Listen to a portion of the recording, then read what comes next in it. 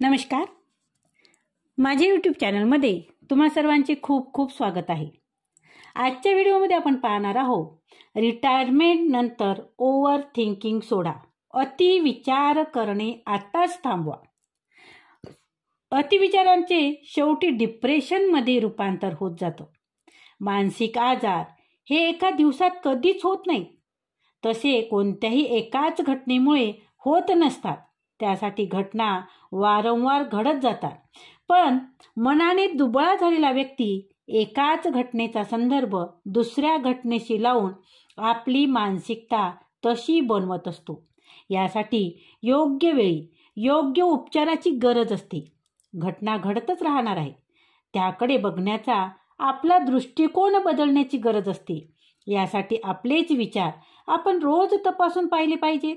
दिवसभरात कामकाजात आपण याच गोष्टीकडे दुर्लक्ष करतो. आपले डोके दुखले तर लगेच डोकेदुखीची गोळी घेतो. पण हे डोकेदुखी ज्या विचारामुळे होते ते विचार तपासून कधीच बघत नाही आपण, नाही का? आपले शरीर कुरकुरले तर उपाय करायची आपली तयारी असते, पण आपले शरीर चालवणाऱ्या मेंदूचा आपण कधीच विचार का करत नाही? मेंदूला सतत आनंदी आणि उत्साही ठेवण्यासाठी आपण काही करतो का? नेहमी नको ते विचार करतो, नको त्या काळज्या करतो, नको त्या कटकटी करतो, नको ते संघर्ष, कारण नसणारी स्पर्धा, ईर्ष्या, मत्सर, दुःख या सगळ्या नकारात्मक भावना आपल्या विचारामुळे आपल्या मेंदूत कायम वास्तव्यात असतात. आणि आपण खूप यशस्वी, आनंदी इतरांना जरी दिसत असलो तरी कुठेतरी निराशाच, असमाधानच असतो. यासाठी योग्य वेळी स्वतःला ओळखा. दिवसातला काही वेळ तरी स्वतःला द्या. इतरांचं काय चुकलं हे जाणून घेण्यापेक्षा स्वतःचं वागणं तपासा. मी काय चांगलं करू शकतो ते पहा. माझ्या पुढे कोण आहेत याच्यापेक्षा माझ्या मागून येणारे कोण आहेत आणि कसे आहेत यांच्याकडे लक्ष द्या आणि तुमचं यश नक्कीच तुम्ही ठळक होईल. डिप्रेशन ही नुसतं सूचना कधीच घेऊन येत नाही, कधीच देत नाही.